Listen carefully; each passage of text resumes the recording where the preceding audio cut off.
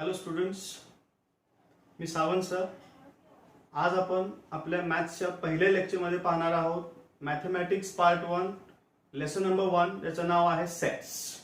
जसं की आपल्याला माहिती आहे मॅथ्समध्ये दोन पार्ट आहेत, पार्ट 1 पार्ट 2. दोन्ही पार्ट्स मी शिकवणार आहे, अल्जेब्रा आणि जिओमेट्री. त्यामध्ये आज आपण सुरू करतोय पहिला मॅथ्स पार्ट 1 लेक्चर नंबर 1. तर ज्यावेळेस तुम्ही मॅथ्स स्टडी करताय तुमच्याकडे टेक्स्टबुक आणि नोटबुक दोन्ही पाहिजे. तुमचं टेक्स्टबुक तुम्हाला समोर ठेवायचं आहे आणि मी जे काही इथे सांगणार आहे लेक्चरमध्ये ते तुम्हाला तुमच्या टेक्स्टबुकमध्ये बघायचं आहे. काही गोष्टी मी रीड करायला सांगणार आहे, काही गोष्टी लिहायच्या आहेत, नोट्स तयार करायचे आहेत. त्यासाठी दोन्ही तुमच्याकडे असलं पाहिजे. फक्त लेक्चर बघितले आणि आपण पुढे गेलो असं नाही चालणार. मॅथ्सला प्रॅक्टिस ही पाहिजे, म्हणजे तुम्हाला एक्झाम्पल तुमचे सॉल्व्ह करायचे तुमचे ओन व्हिडिओ बघून. आता हे कसे करणार, तुम्ही एकदा लेक्चर स्टार्ट झाला तर तुम्ही ते व्हिडिओ पॉज करू शकता. व्हिडिओ पॉज करायचा, जे काही लिहायला सांगितलं असेल बोर्डवर, एक्झाम्पलचा आन्सर असेल, पॉज करून ते लिहून घ्यायचं, पुन्हा स्टार्ट करायचं, तिथूनच व्हिडिओ पुढे कंटिन्यू होईल. या पद्धतीने आपला अभ्यास चालणार आहे. तुम्हाला कुठे काही डाऊट आला तुम्ही मला मेसेज करू शकता किंवा माझा मोबाईल नंबर तुमच्याकडे आहे, स्क्रीनवर दिसत असेल, त्या नंबरवर तुम्ही कॉल करा. काय समजलं नसेल, काही असेल प्रॉब्लेम, टेक्निकल प्रॉब्लेम असेल, लेक्चर फास्ट झाला असेल, तुम्ही मला विचारू शकता. ठीक आहे, तर आपण सुरू करूया लेसन नंबर 1, ज्याचं नाव आहे सेट्स. आता आपल्यासाठी हा शब्द नवीन आहे, कारण 9th स्टँडर्ड मध्ये जी सुरुवात होते याच्या अगोदर याचं काय रेफरन्स, काय स्टडी याचं झालेलं नाही. आपण पहिल्यांदाच शिकतोय असं समजा. सेट या शब्दावरून असं तर नाही की हा सेट आपण पहिल्यांदाच हा वर्ड ऐकलाय. हा वर्ड तुम्ही घरामध्ये ऐकला असेल, जसे की चहाच्या कपांचा सेट असतो, कप आणि बशी यांचा मिळून एक सेट तयार होतो. किंवा मग डिनरची भांडी असतात, डिनर सेट ज्याला म्हणतात, तो असेल, ग्लास सेट असेल. असे वेगवेगळे वस्तू ज्या वस्तू एकसारख्या दिसतात त्याला आपण सेट म्हणतो. बरोबर आहे का? आता हे झालं घरातलं एक्झाम्पल. अजून बरेच असे काही एक्झाम्पल आहेत जे आपल्या टेक्स्टबुकच्या पेज नंबर 1 वरती दिलेले आहेत पिक्चर मध्ये. ज्याच्यामध्ये पहिला एक्झाम्पल आहे flower bouquet, bunch of keys, flock of birds, pile of notebooks, collection of number. For example calendar आपण पाहिलं, घरामध्ये कॅलेंडर आहे प्रत्येकाच्या. Collection of months, 12 months. Collection of 7 days in a week आपण म्हणू शकतो. Collection of colours in a rainbow. Rainbow तुम्हाला माहिती, इंद्रधनुष्य, त्याच्यामध्ये 7 रंग आहेत. त्या 7 रंगांचा एक समूह, एक गट आपण करू शकतो, त्याला पण आपण कलेक्शन असं म्हणू शकतो. आता कलेक्शन तुम्हाला समजलं. कलेक्शन म्हणजे वेगवेगळ्या वस्तू, ऑब्जेक्ट एका ठिकाणी आणणे, त्याला म्हणायचं कलेक्शन. आता कलेक्शन पासून थोडं पुढे जायचंय. सेट कशाला म्हणायचं? कलेक्शन वेगवेगळे असू शकतात. कपड्यांचे कलेक्शन असतात, काही लोकांकडं, श्रीमंत लोकांकडं वेगवेगळे शूज, चप्पल असतील, त्याचं कलेक्शन आहे. बऱ्याच गोष्टी लोक जमा करून ठेवतात, त्याला म्हणतात कलेक्शन. लहान लहान मुलं ते पैसे जमा करतात, जुन्या काळातले कॉइन्स, त्याचं पण कलेक्शन होतं. फोटोचं कलेक्शन आपल्या घरामध्ये असतं. हे भरपूर एक्झाम्पल कलेक्शनचे आपल्या आसपास आहेत, ते आपण करतच आलोय. आपल्याकडे पण वेगवेगळ्या रंगाचे ड्रेस असतात, आपण त्याचं कलेक्शन करतो घरामध्ये. बरोबर. तर आता थोडं पुढे जाऊया आपण सेटकडे. Set is a collection. Collection कशाचं असेल? वेगवेगळे कपडे, वस्तू, याला म्हणूया आपण ऑब्जेक्ट. मग त्यामध्ये सगळं आलं. ऑब्जेक्ट मध्ये सर्व गोष्टी आल्या, लिव्हिंग असतील किंवा नॉन लिव्हिंग, जिवंत असतील किंवा जिवंत नसलेल्या, ज्याला आपण नॉन लिव्हिंग थिंग असं म्हणतो, वस्तू किंवा व्यक्ती, सजीव निर्जीव, सगळे त्याच्यामध्ये आले. हे 2 महत्वाचे शब्द आहेत, कलेक्शन ऑफ ऑब्जेक्ट. मग हे ऑब्जेक्ट कसे असले पाहिजे, त्याला पण एक कंडिशन आहे. ही जी लिस्ट आपण करणार आहे ती लिस्ट एकदम क्लिअर असली पाहिजे, डेफिनेट असली पाहिजे, प्रॉपर असली पाहिजे. हे 3 पैकी कुठला एक वर्ड घ्या. आपण घेऊया clear. List. Clear list of object is called a set. Set या शब्दाचा अर्थ मी सांगतोय. आपल्याला काय अपेक्षित आहे आपल्या सिलेबस मध्ये, 9th अल्जेब्रा मध्ये, सेट या शब्दाचा अर्थ असा आहे, it is a collection of object, sorry, it is a clear collection of object. Clear और डेफिनेट और प्रॉपर. तर क्लिअर म्हणजे नेमकं काय? For example collection of number, natural number. Natural number माहिती 1 पासून सुरू होतात, 1 2 3 4 5 6 7 8 9 10. कुठपर्यंत आहे माहित नाही. इन्फायनाईट नंबर आहे. जेवढे तुमच्या डोक्यावरती केस आहेत, जेवढे आकाशामध्ये तारे आहेत, तेवढे नॅचरल नंबर आहे. ते सगळेचे सगळे एका कलेक्शन मध्ये येतात. ते कलेक्शन्स आपण अशा पद्धतीने दाखवू शकतो. हे जे तुम्ही ब्रॅकेट बघताय याला म्हणतात कर्ली ब्रॅकेट. कर्ली ब्रॅकेटच वापरला पाहिजे, दुसरा ब्रॅकेट अलाउड नाही. इकडे बाहेर लिहायचंय इंग्लिश मधलं कुठलंही अल्फाबेट A to Z कॅपिटलच असलं पाहिजे. याला म्हणूया आपण collection of natural number, set of natural number. असंच आपल्याला इंग्लिश अल्फाबेटचं पण कलेक्शन करता येईल. A is a set of alphabet. A B C D dot dot dot bracket close. याचा अर्थ असा आहे की अजून पुढे अक्षर आहे, कुठपर्यंत लास्ट अक्षर लिहितो मी Z. सगळे लिहायची काही गरज नाही. तुम्हाला माहिती 26 अल्फाबेट आहे. मी ABCD लिहिले आणि नंतर डॉट डॉट डॉट म्हणजे अजून अक्षर आहे, शेवटचं अक्षर आहे Z. आता इथे 1 2 3 4 लिहिले, पुढे डॉट डॉट डॉट केली म्हणजे अजून भरपूर नंबर आहे पुढे. याचा एंडच नाही, याचा शेवट नाही आपल्याकडे. तुम्हाला 2 एक्झाम्पल दिले, एक इंग्लिश वाला आहे, एक मॅथ्स वाला आहे. याला आपण म्हणतो क्लिअर सेट. आता आपण वेगळं एक्झाम्पल बघूया, आपलं स्कूल मधलं example. A is a set of boys in a 9th standard. 9वीच्या वर्गामध्ये तुमची जे मुलं असतील, मुलांचा एक आपण वेगळा सेट बनवला. Set of girls in a 9th standard, मुलींचा एक वेगळा सेट बनवला. हे आपल्याला मोजता येतात, काउंट करता येतात. तुमच्या शाळेमधले पर्टिक्युलर एका वर्गातले विद्यार्थी, स्टुडंट आपण काउंट करू शकतो. ते तेवढेच राहणार आहे. मी मोजले तरी तेच असणार आहे, अजून कोणी दुसऱ्याने मोजले, तुम्ही स्वतः काउंट केले, त्याच्यामध्ये काही बदल होणार नाही. अशा कलेक्शनला म्हणायचं क्लिअर सेट. ओके, तुमच्या लक्षात आलं असेल. अजून एक एक्झाम्पल मी तुम्हाला देतो. Collection of notebook. तुमच्याकडे किती नोटबुक आहे तुमच्या बॅगमध्ये, ते फिक्स आहे, त्याच्यामध्ये काहीच बदल होणार नाही, बरोबर आहे. Collection of teachers, collection of parents, a set of vegetables at your home. तुमच्या घरामध्ये आता किती व्हेजिटेबल्स आहेत, पालेभाज्या असतील किंवा अजून काय असेल, त्याचा आपण एक सेट बनवला, यादी बनवलं. लक्षात येते, ते फिक्स आहे. ज्या गोष्टी फिक्स आहे, कुणी मोजल्या कधीही मोजल्या तर बदलणार नाही, अशा गोष्टींनाच आम्ही सेट असं नाव दिलंय. Set is a clear and definite collection of object. Getting? लक्षात आली तुमच्या डेफिनेशन. आता असे पण काही एक्झाम्पल आहेत जे क्लिअर नाहीये, डेफिनेट नाहीये, त्याला आम्ही सेट म्हणता येत नाही. म्हणजे तुम्हाला दोन्ही बाजू माहिती पाहिजे, कशाला सेट म्हणायचं आणि कशाला नाही म्हणायचं. आता जे सेट नाहीत अशी कुठले एक्झाम्पल आहे, 2 एक्झाम्पल सांगतो. Happy children in your school. Happy children in your school. तर हॅपी चिल्ड्रन म्हणजे कोणते? सपोज 100 विद्यार्थी आहेत एका स्कूलमध्ये, त्यापैकी आज 10 स्टुडंट हॅपी आहेत. आज 10 स्टुडंट हॅपी आहेत, पण ते उद्या हॅपी राहतीलच असं नाही. म्हणजे उद्या जर काय त्यांच्याकडून सपोज होमवर्क आला नाही, तर होमवर्क नसेल कम्प्लीट झाला तर तुम्हाला माहिती काय होतं, मे बी त्यांना पनिशमेंट होऊ शकते. समजा पनिशमेंट झाली, टीचर त्यांना ओरडले, तर ते हॅपी राहतील का? नाही राहणार. किंवा आज त्यांचा दिवस चांगला आहे, घरी गेल्यानंतर त्यांच्याकडून काहीतरी मिस्टेक झाली, आई बाबा त्यांना ओरडले, मग ते हॅपी राहतील का? हॅपी ही एक फिलिंग आहे जी टाइम टू टाइम चेंज होत जाते, ती मूडवर डिपेंड करते. ठीक आहे. असा जो सेट आहे तो क्लिअर नाहीये. किंवा आपण असं म्हणूया, अजून एक एक्झाम्पल टेक्स्टबुक मध्ये दिले, brilliant student of your class. Brilliant म्हणजे वर्गातील हुशार विद्यार्थी. आता ऍज अ मॅथ्स टीचर मला असं वाटतं की हे XYZ विद्यार्थी ब्रिलियंट आहे. त्यानंतर समजा सायन्सचे टीचर इथं आले, त्यांनी वेगळीच लिस्ट दिली की माझ्या क्लासमध्ये ही एवढी मुलं ब्रिलियंट आहेत. हिस्ट्रीचे सरांची लिस्ट वेगळी आहे, मराठीचे सर वेगळी लिस्ट देतात, इंग्लिशचे टीचर वेगळी लिस्ट देतात. तर याच्यामध्ये कन्फर्म नाहीये की हे स्टुडंट ब्रिलियंट आहेत, म्हणजे त्या सब्जेक्टमध्ये ते स्टुडंट त्यांचे टॉपर आहेत. त्यामुळे ब्रिलियंट ही पण गोष्ट अशी आहे जी कन्फ्युजिंग आहे, फिक्स नाहीये.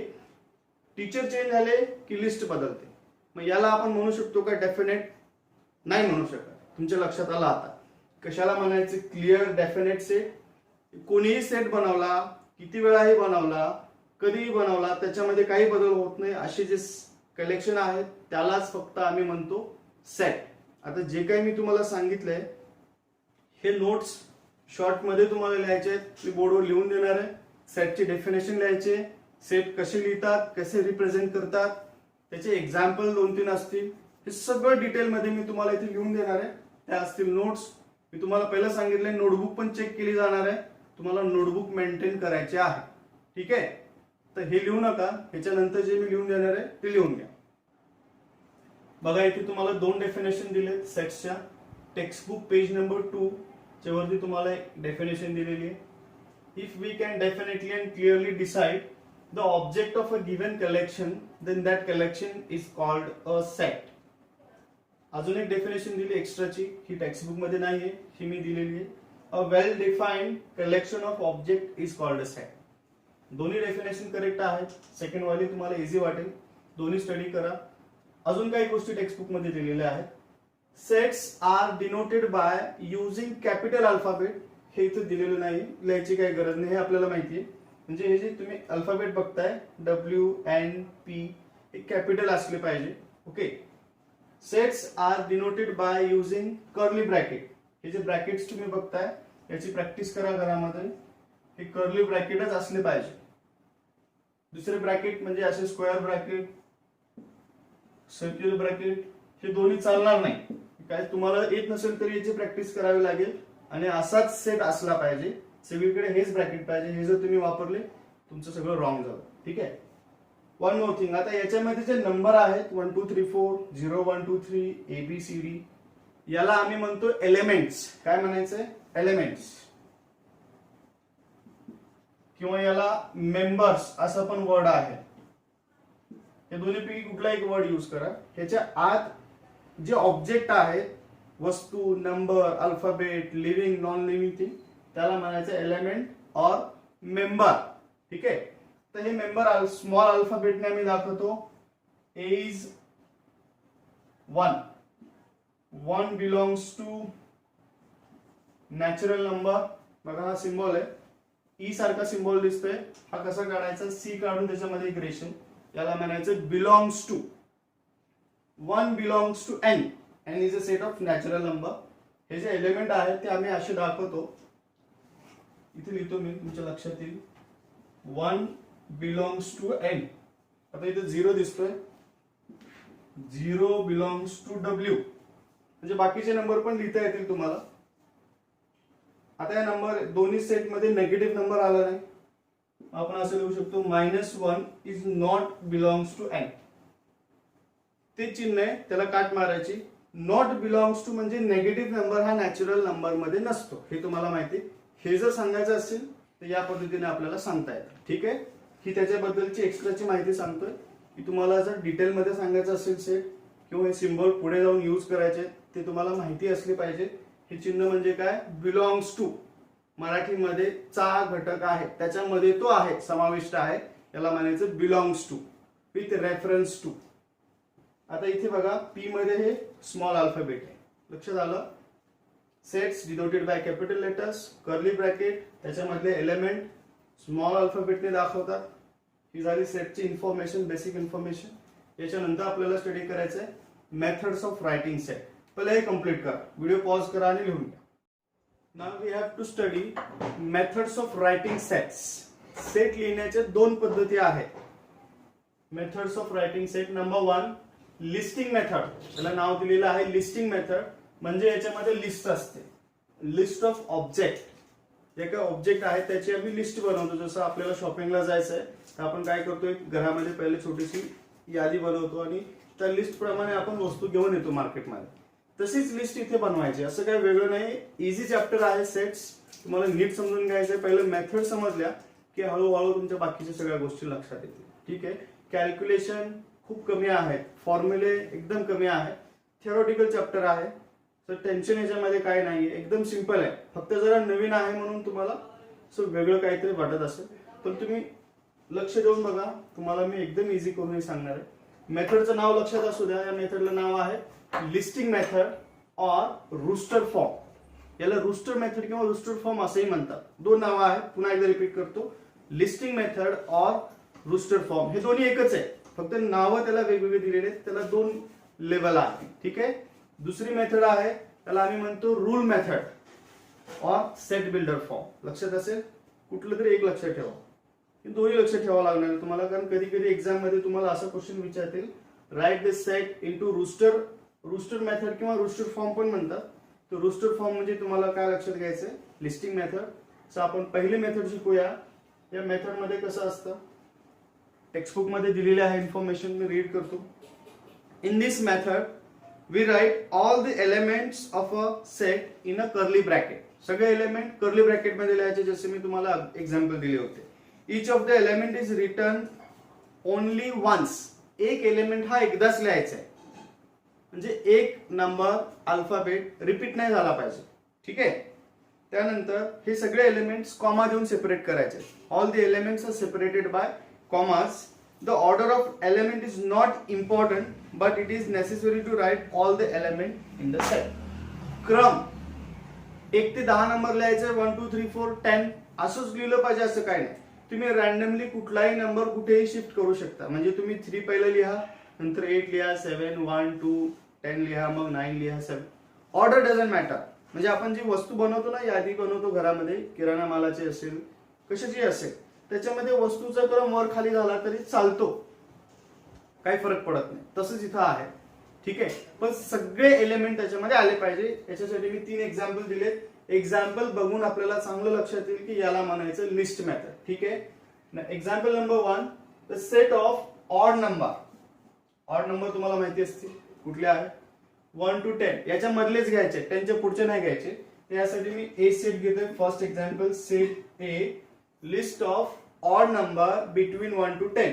याच्यामध्ये असणारे 1 3 5 7 9 bracket close and full stop. एवढेच आहे.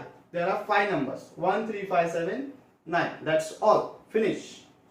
दिस is called listing method. Set by listing method. Set by roster form. पुन्हा पुन्हा रिपीट करतोय, हे नाव तुमच्या लक्षात राहिलं पाहिजे त्यासाठी. Second example, the set of even number. Odd नंबरचे अपोजिट इवन नंबर, ज्याला 2 ने डिवाइड करू शकतो आपण, याला नाव देऊया सेट बी. पहिला ए होता, दुसरा बी आहे. सेट ऑफ इवन नंबर, यामध्ये आहे 2 4 6 8 अँड 10 पण असेल त्याच्यामध्ये. ठीक आहे. हे असे 5 नंबर. त्यानंतर तिसरा आहे the set of letters in the word apple. एक वेगळंच एक्झाम्पल घेतलंय. इंग्लिश अल्फाबेट इथे आपल्याला घ्यायचे. याच्यामध्ये किती अक्षर आहेत इंग्लिश मधले त्याची लिस्ट बनवायची. ओके. द लेटर्स, लेटर म्हणजे त्याच्यामध्ये असणारे अल्फाबेट, त्यांना सेपरेट करायचं. क्रम पुढे मागे झाला तर चालेल. तुम्ही बघू शकता ए आहे, पी डबल आलाय, पण आपला रूल असा आहे की डबल नाही घ्यायचा, सिंगल एकदाच घ्यायचा, once. A P L E असे 4 अल्फाबेट आहेत. हे आपल्याला लिहायचे, कॉमा देऊन लिहायचे. ऍज इट इज वर्ड नाही लिहायचा, कारण आपल्याला त्याची लिस्ट बनवायची, यादी तयार करायची. ती लिस्ट अशी आहे, ए P L E. This is a set of letters in word apple. तुमच्या लक्षात आलं असेल. या पद्धतीने आपण ही मेथड यूज करू शकतो, लिहू शकतो. एकदम इझी मेथड आहे. मेथड नंबर 1, नेम दोन्ही लिहायचे, एक्झाम्पल लिहायचे, हे 1 2 3, त्याच्या खाली हे एबीसी सेट्स पण लिहायचे. या ठिकाणी आपली मेथड नंबर 1 झालेली आहे. आता मेथड नंबर 2 कडे आपल्याला जायचं, ज्याचं नाव आहे rule method. Method number 2, rule method और सेट बिल्डर फॉर्म. याला पण 2 नाव आहे, लक्षात असू द्या. In this method we do not write list of element, but we write the general element using variable followed by the vertical line or colon and write the property of the variable. Okay. थोडीशी वेगळी method आहे, तुम्हाला लक्ष द्यावं लागेल. मी तेच example ठेवले जे पहिल्या मेथड मध्ये होते.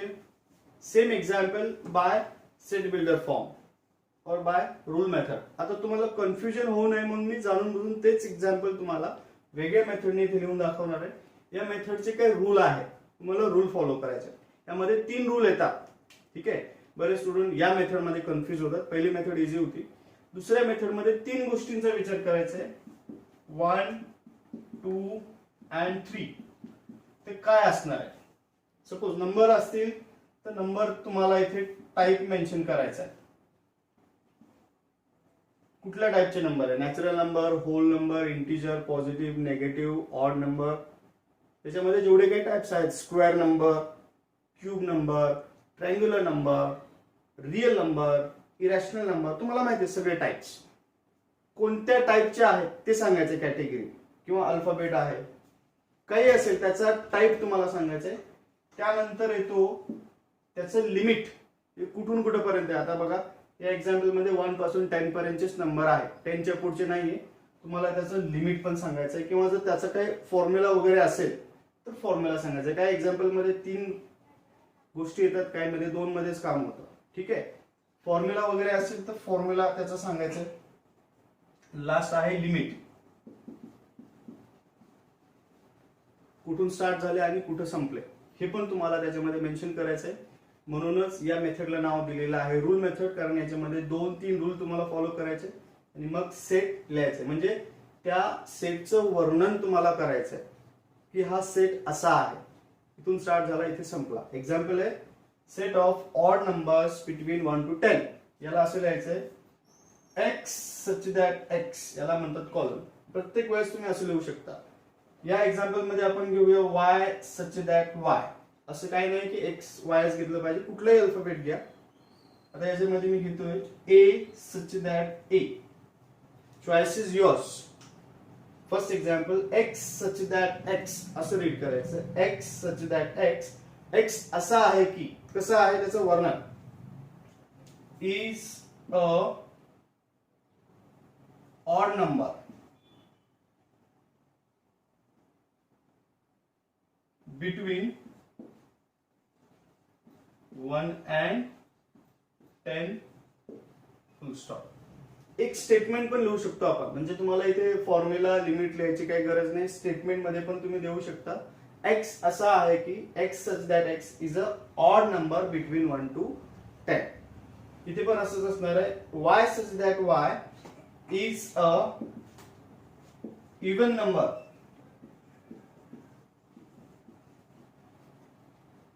Between 1 and 10 bracket close. Even number between 1 and 10. आता याला वेगळ्या टाइपने पण लिहिता येतं, वेगळ्या मेथडने पण लिहिता येतं. तर वेगळी मेथड काय आहे बघा, तुमच्या लक्षात आलं. आता स्टेटमेंट त्याचं वर्णन. सेम एक्झाम्पल थोडं वेगळ्या टाइपने सांगतोय. Y such that y is equal to 2n. हा झाला त्याचा फॉर्म्युला. 2n म्हणजे 2च्या पाड्यातील नंबर आहे. 2 1 जा 2, 2 2 जा 4, 2 3 जा 6, 8, 10 अशा पद्धतीने आपण लिहू शकतो. 2n समजतंय का. मल्टिपल ऑफ 2 पण आपण म्हणू शकतो, इवन नंबर आहे 2n. आता हा जो n आहे स्मॉल n, तो कोणता आहे, तो नॅचरल नंबर आहे. 2 तर आहेच नॅचरल, पण हा जो n आहे तो पण एक नंबर आहे, चेंज होत जाणारा नंबर आहे. 1 2 3 4 असा. That is a natural number. म्हणजे तुम्हाला इथे त्याचा टाइप सांगायचा आहे, type of number. Comma, formula झाला, टाइप झाला. आता लिमिट, की हे जे n आहे कुठपर्यंत नंबर आहे. n is less than 10 bracket close.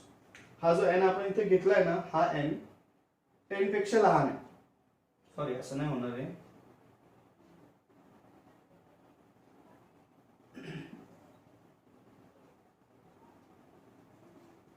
n is less than 5. आता हा 5 का आला मी एक्सप्लेन करतो. 10 ला का कॅन्सल केला. 2n म्हणजे n ची व्हॅल्यू फक्त चेंज होणार आहे. n 1 2 3 4 5 असं त्याचा सिरीज आहे नॅचरल नंबर मध्ये. 5 पर्यंतच घ्यायचंय. बघा तुम्ही लिस्ट करून, ते होणार आहे 2 1 जा 2, 2 2 जा 4, 2 3 जा 2 4 जा. ह्याचे नंबर आहेत आन्सर 8 पर्यंतचे नंबर. बिटवीन 1 and 10 असं सांगितलं, म्हणजे 10 येणार नाही त्याच्यामध्ये. 10च्या आतले नंबर, ही 4च नंबर तिथे असणार आहे. 2 4 6 8. तुमच्या लक्षात आलं असेल. अशा पद्धतीने आपण सेट बिल्डर फॉर्मने एक्झाम्पल लिहू शकतो. आणखीन एक एक्झाम्पल बाकी आहे, third one. The set of letters in the word apple. हे ऍज इट इज स्टेटमेंट तुम्हाला तिथे लिहायचं आहे. A such that A is the set of letters in the word apple bracket close. याला म्हणायचं सेट बिल्डर फॉर्म.